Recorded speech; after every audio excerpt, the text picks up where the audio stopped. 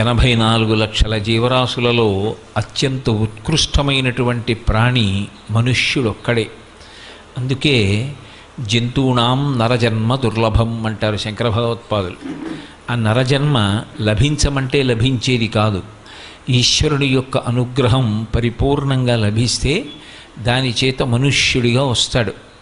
ఆ మనుష్య ప్రాణికున్న గొప్పతనం ఏమిటి అంటే, శాస్త్రాన్ని ఆధారం చేసుకొని గురువుగారి దగ్గర శాస్త్రం నేర్చుకుని శాస్త్రానికి అనుగుణంగా కర్మానుష్ఠానం చేసి ఆ కర్మానుష్ఠానం చేసినటువంటి కారణం చేత ఈశ్వరుడి యొక్క అనుగ్రహాన్ని పొంది ఈశ్వరానుగ్రహం చేత చిత్తశుద్ధి పొంది చిత్తశుద్ధి పాత్రత కారణంగా ఈశ్వరుని యొక్క అనుగ్రహంతో కలిగిన జ్ఞానము వలన ఇక మళ్ళీ పుట్టవలసిన అవసరం లేని పునరావృత్తి రహిత శాశ్వత శివ సాయుధ్య స్థితిని పొందడానికి యోగ్యమైనటువంటి ఏకైక దేహము, అటువంటి శరీరము కలిగినటువంటి ప్రాణి మనుష్యుడొక్కడే. అందుకే మనుష్య ప్రాణి అనేటప్పటికీ అంత విశేషమైనటువంటి స్థాయిని శాస్త్రం కల్పించింది. మళ్ళీ మనుష్యుడు తరించడానికి ఆ పూర్ణత్వాన్ని పొందడం కోసం ఋషులు దార్శనికులై ఆశ్రమం కింద విభాగం చేశారు జీవితాన్ని. ప్రారంభంలో బ్రహ్మచర్యము, తర్వాత గృహస్థాశ్రమము, తర్వాత వానప్రస్థము, వానప్రస్థము తర్వాత సన్యాసాశ్రమము, 4 ఆశ్రమాలు. ఇందులో అందరూ చిట్ట చివరి ఆశ్రమాన్ని ఆశ్రయించినా ఆశ్రయించకపోయినా కనీసం ఈ 3 ఆశ్రమాలలోనైనా తరించే ప్రయత్నం చేస్తారు. తరించుట అంటే దాటుట అని. ఏది దాటుట అంటే జనన మరణ చక్రం నుంచి విడుదల పొందడం, సంసార సముద్రాన్ని దాటడం. పునరపి జననం పునరపి మరణం పునరపి జననీ జఠరే శయనం ఇహ సంసారే బహుదుస్తారే కృపయాపారే పహిమురారే అంటారు శంకర భగవత్పాదులు. ఇందులో మీరు కొంచెం జాగ్రత్తగా గమనిస్తే బ్రహ్మచర్యాశ్రమం అంతా కూడా విద్యాభ్యాసానికి చెందినదై ఉంటుంది. అందుకే బ్రహ్మచారికి ఆర్థికమైనటువంటి ఆంక్షలు కానీ అనుష్ఠాన సంబంధమైన ఆంక్షలు కానీ చాలా విశేషంగా ఏమి విధించరు. ఏకాదశి నాడు ఉపవాసం చెయ్యమని శాసనం చెయ్యరు. లేదా కనీసంలో కనీసం అతను తన అన్నాన్ని తాను సంపాదించుకోవలసినటువంటి అవసరాన్ని కూడా కల్పించరు. అది భిక్షాన్నం తీసుకొచ్చి ఇస్తే తల్లిగా ఆ గురుపత్ని వడ్డిస్తుంది. ఆ గురుపత్ని పెట్టినటువంటి అన్నం తిని 365 రోజులు సంవత్సరంలో చెయ్యవలసిన పని ఏమిటి అంటే అత్యంత శ్రద్ధాభక్తులతో గురువుగారి దగ్గర కూర్చుని విద్యాభ్యాసం చేయడమే. ఆ బ్రహ్మచారిగా ఉన్నప్పుడు ఏ విద్యాభ్యాసం చేశాడో, ఏ విద్యని సముపార్జించాడో అదే అతనికి జీవితాంతం కూడా అతని అభ్యున్నతి కొరకు కర్మానుష్ఠానమునకు ప్రమాణంగా నిలబడుతుంది. అందుకే బ్రహ్మచారికి ఇంకా ఇతర కర్తవ్యములు యథార్థమునకు లేవు. అతని ప్రధాన కర్తవ్యం ఏమిటి అంటే విద్యని సముపార్జించుట ఒక్కటే. అథవా ఆ విద్య సముపార్జించడానికి బుద్ధి నిలబడ్డం కోసం అన్ని వేళలా భగవంతుని యొక్క అనుగ్రహం బుద్ధి యందు ప్రచోదనం కావడం కోసం ఆయన చెయ్యవలసింది ఒక్క సంధ్యావందనం చేస్తాడు, గాయత్రీ మంత్రానుష్ఠానం చేస్తాడు, ఆ జపం చేసి సమిధాదానం చేస్తాడు. గురువుగారి యొక్క అగ్నిహోత్రంలోకి లేదా తండ్రి గారి అగ్నిహోత్రంలోకి సమిధని ప్రదానం చేస్తాడు. అందుకే బ్రహ్మచారికి అంతగా ధన సంబంధమైనటువంటి విషయంతో ముడిపడేటటువంటి అవసరం ఉండదు. వానప్రస్థు అన్నీ విడిచిపెట్టి ఈ సంసారంలో ఇంతకాలం ఉన్నాను, ఇంత లంపటం అనుభవించాను, ఏదో భార్యని పొందాను, బిడ్డల్ని పొందాను, ఓ ఇల్లు కట్టాను, ఇన్ని సుఖాలు అనుభవించాను, ఈ సుఖాలన్నీ సుఖాలు కావు. ఇవాళ సుఖం అని అనుభవించింది రేపు దుఃఖంలా అనిపిస్తుంది. కాబట్టి ఇవి కాదు సుఖాలు. ఏది శాశ్వతమైన సుఖము అంటే అంబుజోదర దివ్యపాదారవింద చింతనామృతపాన విశేషమత్త చిత్త మీరీతి ఇతర విషయంబు చెరనీర్చు వినుత గుణశీల మాటలు వేయునేలా అంటాడు ప్రహ్లాదుడు. అలా ఎప్పుడూ భగవంతుని యందు మాత్రమే చిత్తముంచుకోగలిగినటువంటి ప్రశాంత స్థితి కావాలి. ఇతరమైనటువంటి ఒత్తిళ్ళు, ఇతరమైన విషయాలతో నాకు సంపర్కం వద్దు అనుకుంటే ఆ సంసారాన్ని విడిచిపెట్టి భార్యని తీసుకొని అరణ్యంలో ప్రవేశిస్తాడు. పూర్వకాలం వెళ్ళినటువంటి పరిస్థితిని నేను ఉటంకిస్తున్నాను. అరణ్యంలో ప్రవేశించి భార్యతో కలిసి ఏదో దొరికిన పదార్థాన్ని స్వీకరిస్తూ చిత్తాన్ని ఇద్దరూ కూడా భగవంతుని ఎందే ఉంచుకుంటారు. అందుకే వానప్రస్థంలో ఐశ్వర్య సంబంధమైనటువంటి విషయం ఎక్కువ ఉండదు. ఇక చిట్ట చివరిది సన్యాసాశ్రమం. సన్యాసాశ్రమం అత్యంత ఉత్కృష్టమైన ఆశ్రమం, అందరూ ఆశ్రయించగలిగినది కాదు. జ్ఞానము విపరీతంగా పొందాలనేటటువంటి కుతూహలం కలిగితే, జ్ఞానము పొందాలనేటటువంటి కుతూహలము విపరీతమైతే అన్నిటినీ విడిచిపెట్టేసి కేవలము భగవంతుని యందు మాత్రమే మనసు పెట్టుకొని అన్నిటినీ విడిచిపెట్టేస్తే చిట్ట చివరికి అగ్నిహోత్రంతో సంబంధాన్ని కూడా విడిచిపెట్టేస్తాడు. అందుకే సన్యాసాశ్రమంలో ఉన్నటువంటి వ్యక్తి తన అన్నాన్ని తాను వండుకోడు, అగ్ని సంబంధం ఉండదు కనుక. ఆయన భిక్షాన్నమే స్వీకరిస్తాడు.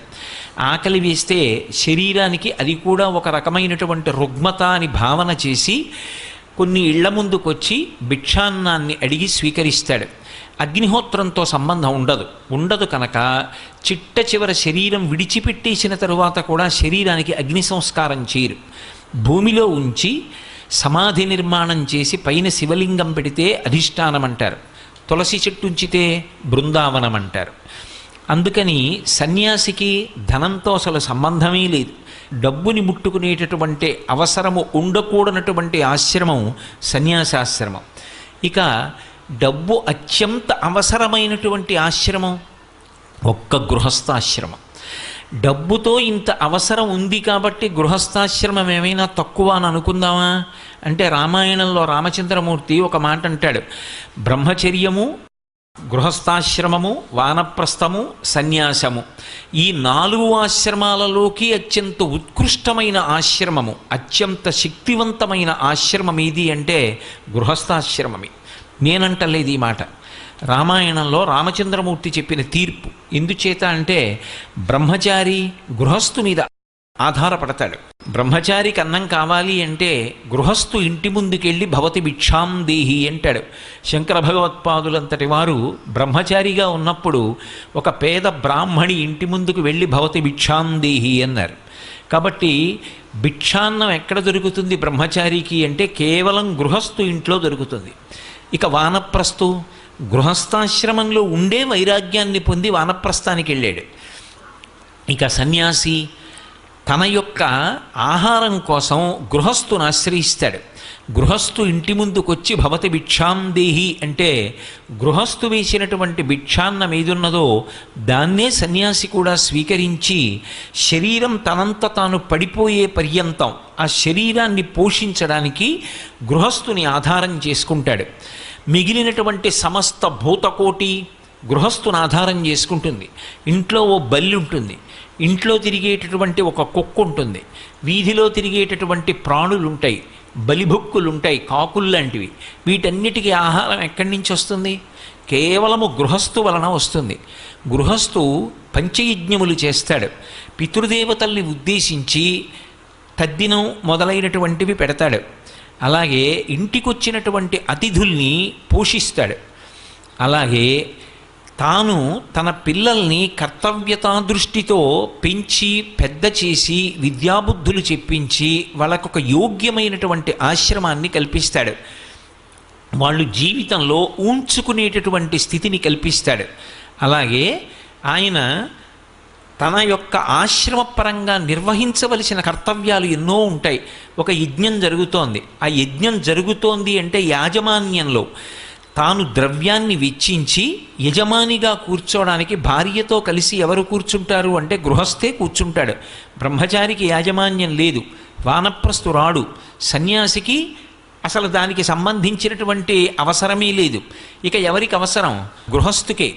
గృహస్థు భార్యతో కలిసి యాజమాన్యం స్వీకరించి యజమానిగా కూర్చొని యజ్ఞం చేస్తే ఆ యజ్ఞము చేత ప్రీతి చెందినటువంటి దేవతలు వర్షం కురిపిస్తే ఆ వర్షము వలన మనందరం కూడా బ్రతుకుతున్నాం.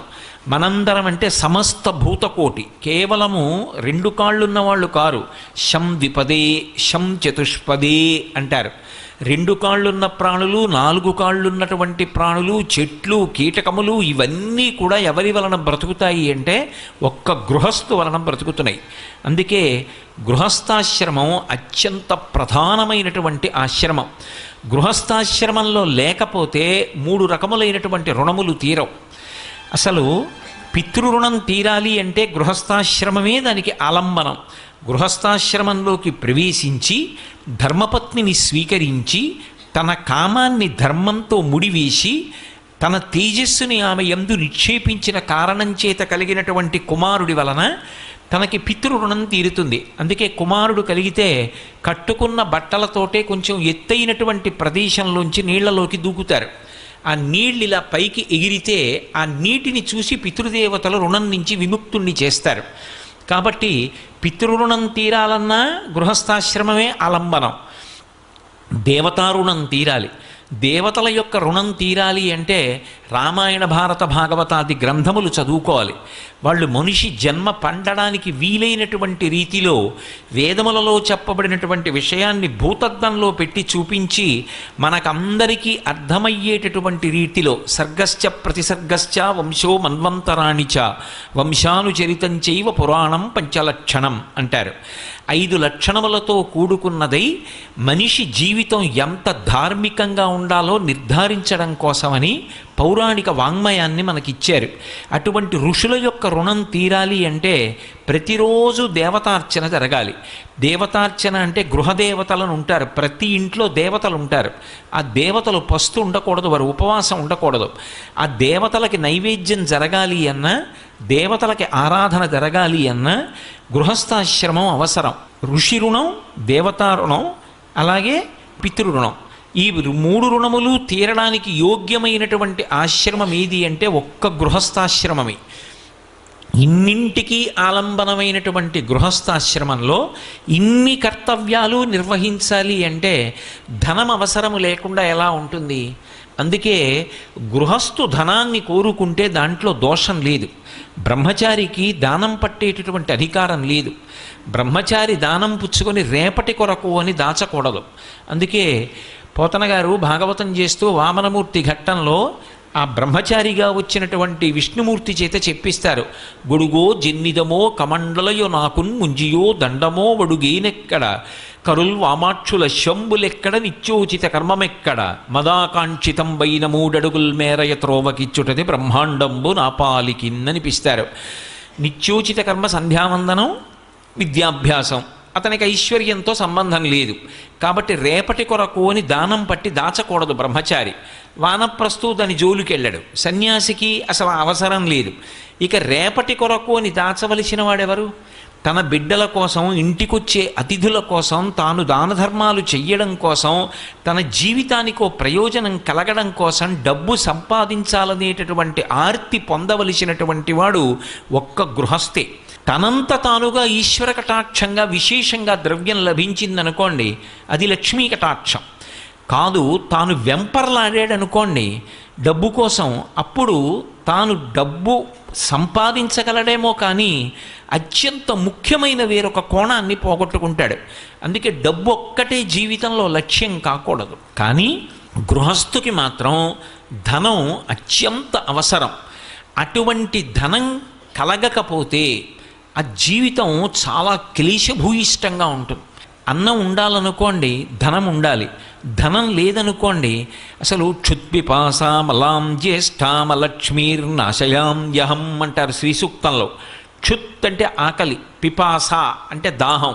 అవి 2 అత్యంత బాధాకరం.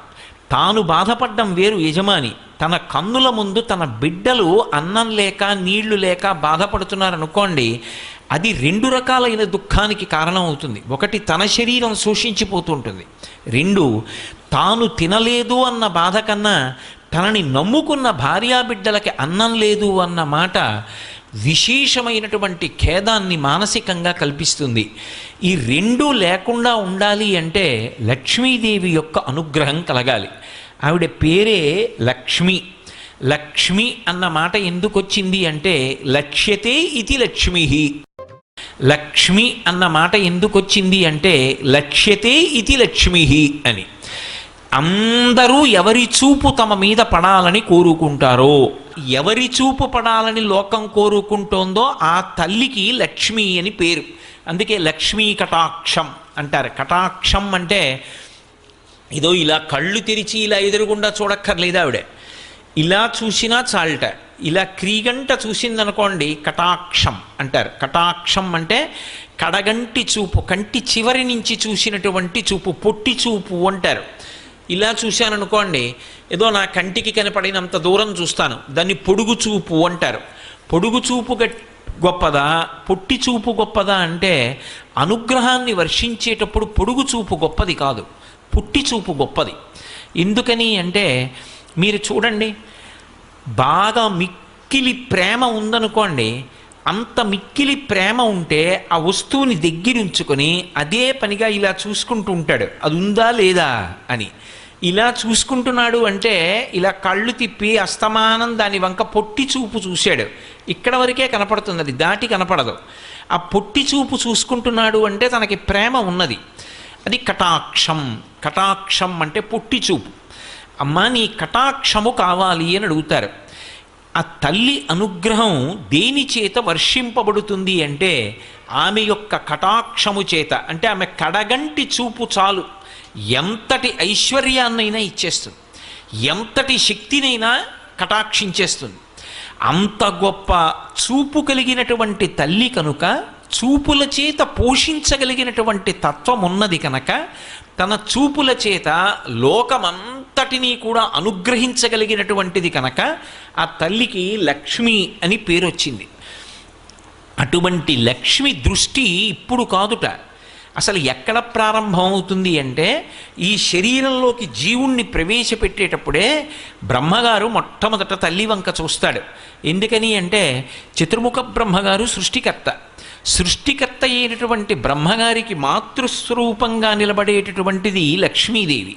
ఎందుకని ఆయన శ్రీమన్నారాయణుని యొక్క నాభికమలంలోంచి పుట్టాడు. అయినప్పుడు నారాయణుడి తండ్రి అయితే నారాయణుని యొక్క ఇల్లాలు శ్రీ మహాలక్ష్మి ఆయనకు తల్లి. ఆయన ఒక జీవుణ్ణి శరీరంలోకి పంపిస్తున్నాడు అనుకోండి, నేను మీతో ఇంతకు ముందే మనవి చేశా, ఇతర ప్రాణులకు ఈ బాధ ఉండదు.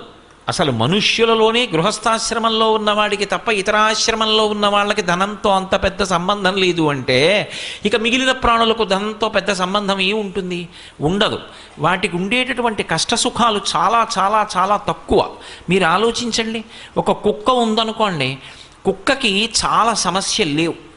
ఎందుకంటే దానికి ఓ ఇల్లు కట్టుకోవాలన్న బెంగ లేదు, గృహప్రవేశం చేయాలన్న బెంగ లేదు, పెళ్లి చేసుకోవాలన్న బెంగ లేదు, ధర్మపత్నిని పోషించాలన్న బెంగ లేదు, దాని పిల్లల్ని ఏదో వృద్ధిలోకి తీసుకొచ్చి 3 తరాలకు సరిపడా ఎక్కడో తీసుకెళ్ళి డబ్బు దాచాలనే చింత అస్సలు లేదు, ఇక బట్టలు కుట్టించుకోవాలనేటటువంటి బాధ అసలు లేదు, రాత్రి అయితే ఏ దోమో కరుస్తుందేమో నేను ప్రశాంతంగా పడుకోవడానికి ఒక వ్యవస్థ ఉండాలి అనేటటువంటి తాపత్రయం అసలు లేదు. ఇవేమీ లేనప్పుడు, దీని గురించినటువంటి ఆర్తి లేనప్పుడు దానికి జీవితంలో చాలా శ్రమ తగ్గిపోయిందా లేదా? ఇక దానికి లక్ష్మీ కటాక్షం యొక్క అవసరం అంత గొప్పగా ఏం అవసరం అవుతుంది? అక్కర్లేదు. దానం చెయ్యాలా, ధర్మం చెయ్యాలా, పక్క భౌతములను పోషించాలా, ఓ ఎంగిలి విస్తరాకు అలా పడిపోతే బక్క కుక్కని తోసేసి బాగా బలమున్న కుక్క తినేస్తుంది, అంతే. దాన్ని పశుధర్మో నమే ప్రీతిం అంటారు వ్యాసుల వారు దేవీ భాగవతంలో. దాన్ని పశుధర్మం. కానీ మనుష్యుడు అలా కాదు, ఒకరికి పెట్టి తాను తినాలి. అతిథి దేవోభవ. గృహస్థాశ్రమంలోకి వెడుతున్నప్పుడే స్నాతకంలో చెప్తాడు గురువుగారు, నువ్వు గృహస్థాశ్రమంలోకి వెడుతున్నావు, మాతృదేవోభవ, పితృదేవోభవ, ఆచార్య దేవోభవ, అతిథి దేవోభవ అంటాడు. అతిథి ఈశ్వర స్వరూపం కాబట్టి అతిథికి పెట్టి తినాలి. అంటే గృహస్థుకి డబ్బు కావాలా వద్దా? మిగిలిన ప్రాణుల కన్నా కూడా మనుష్య ప్రాణికే లక్ష్మీ కటాక్షంతో సంబంధం ఎక్కువ అయినప్పుడు లక్ష్మీ కటాక్షం కోసం వెంపర్లాట మనకుండడం ఒకెత్తు, కానీ అసలు లక్ష్మీదేవి యొక్క అనుగ్రహ ప్రసరణం ఎక్కడ ప్రారంభమవుతుంది అంటే జీవుడు శరీరంలోకి ప్రవేశిస్తున్నప్పుడే ప్రారంభమవుతుంది. అందుకే అది ఎవరు కానివ్వండి, లలాట లిఖితారేఖాం పరిమాష్ట్రం నశక్యతే, లలాటమనందు వ్రాయబడినది తీయడం సాధ్యం కాదు అంటూ ఉంటారు కదూ. అంటే సాధనా బలం చేత దాటుతాడు. బ్రహ్మగారు ఒక పుర్రెలోకి జీవుణ్ణి ప్రవేశపెట్టే ముందు పుర్రె చేత్తో పట్టుకుని ఏమేమి ఇవ్వాలి అన్నది రాసి, అతనికి ఇవ్వవలసినటువంటి ఐశ్వర్యం అన్న దగ్గర రాసి, అమ్మ వంక ఇలా చూస్తాట, లక్ష్మీదేవి వంక. అలా కూర్చుంటుంది ఆ తల్లి. అలా కూర్చుంటే బ్రహ్మగారి చేతిలో పుర్రె పట్టుకుని అమ్మ వంక తిరుగుతాడు. అమ్మ, ఈ పుర్రెకి ఎంత ఇమ్మంటావు అని అడుగుతాడు. గత జన్మలో ఈ పుర్రెకి పేరు ఏమిటి, ఎవరు అని అడుగుతుంది. ఆవిడికి తెలియక కాదు, ఆవిడ సర్వజ్ఞురాలు. అమ్మ, ఈ పుర్రెకి గత జన్మలో పేరు ఇది, వీడు చాలా పుణ్యం చేశాడమ్మా, ఎందరికో పెట్టాడు, ఆర్తి కలిగిన వాళ్ళందరికీ పెట్టి తాను అనుభవించిన వాడమ్మా అంటట. అంటే ఆవిడ అని ఇలా కనుబొమ ఎత్తుతుందిట, అంతే, ఆవిడేం మాట్లాడదు అంటుంది. ఆ కనుబొమ అలా ఎత్తిందనుకోండి, యద్ధ్రుభంగా ప్రమాణం స్థిరచర రచన తరతం ఏ మురారే వేదాంతాహ తత్వచింతాంబురభిదురసి యత్పాదచిహ్నైత్తరంతి భోగోపోద్ఘాతకీలీచులిఖిత భగవత్వైశ్యరూప్యానుభావ సనశ్రీ స్పృణీతాం అమృతలహరిధీలంఘనీయై అపాంగై అంటారు పరాశర భట్టర్లు శ్రీగుణరత్న కోశంలో. అమ్మవారు అపాంగై అంటే కటాక్షం, కడగంటి చూపు. ఆ మాట బ్రహ్మగారు చెప్పేటప్పటికీ, ఆ చేతిలో పట్టుకున్న పుర్రెకి గత జన్మలో ఉన్న పేరు చెప్పేటప్పటికీ ఓ అనుకుని మనసులో అంటుందిట, యద్ధ్రుభంగా ప్రమాణం. ఆవిడ కనుబొమ పైకెత్తిందా, గొప్ప ఐశ్వర్యవంతుడవుతాడు అని వ్రాసేస్తాడు బ్రహ్మగారు. ఇంటి ముందు ఏనుగులు నిలబడి తొండములనెత్తి ఘీంకరిస్తూ ఉంటాయి, అంతటి గొప్ప ఐశ్వర్యవంతుడవుతాడు. ఆ పేరు విందావిడ. వీడా గత జన్మలలో ఒక్కరికి ఉపకారం చేసినవాడు కాదు, ఒక్క మంచి పని చేసినవాడు కాడు, ఆర్తితో ఉన్న ఒక్కళ్ళకి ఆర్తి తీర్చినవాడు కాడు, ఉన్నదంతా దాచుకుంటే తనదవుతుందని భ్రాంతిలో ఉన్నవాడు. ఆఖరికి శరీరం విడిచిపెట్టినప్పుడు తనతో వచ్చేదేది కనుక, కింవానేన ధనేన వాజికరిభిప్రాప్తేన రాజ్యేన కింవా పుత్ర కళత్ర మిత్ర పశుభిర్దేహేన గేహేన కిం జ్ఞాతైతక్షణభంగురం సపతిరోత్యద్యం మనోదూరతః స్వాత్మార్థం గురువాక్యతో భజ భజ శ్రీపార్వతీ వల్లభం అంటారు శంకర భగవత్పాదులు. చిట్ట చివరికి తన ఇల్లు, తన బిడ్డలు, తన భార్య, వీళ్ల సంగతి విడిచిపెట్టండి, శరీరమే రాదు.